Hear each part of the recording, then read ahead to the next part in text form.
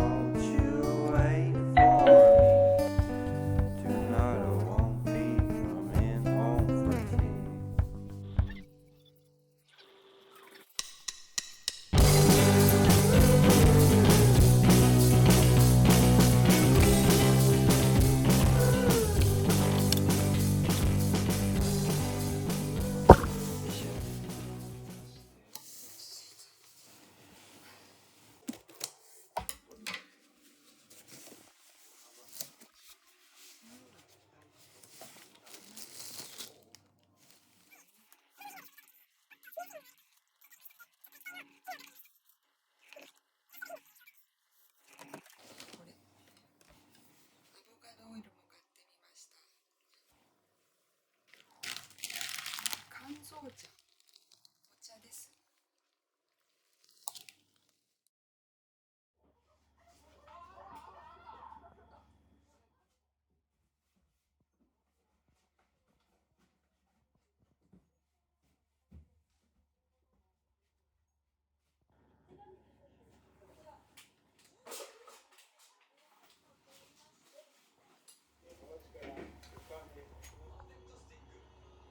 かけといていただいて、はい、そしたら、止めちゃっても温度の設定し直しても大丈夫なので、止めちゃっても温度の設定し直しても大丈夫なので、はい、はい、はい、大丈夫です。はい、ありがとうございます。せーの。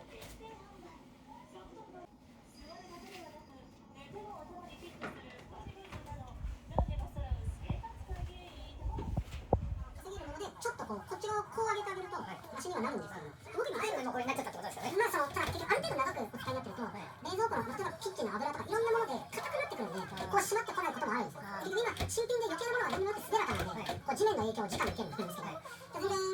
使っていただいては大丈夫なんですけども、例えば手とかこう頭ごちょいとぶつけたりとかだけしないように使っていただいて、で冷蔵庫ってこう手前の足しか調整できないんで、今こう傾いてるのはこっちの足だけガーッと伸ばしてあげてあげる。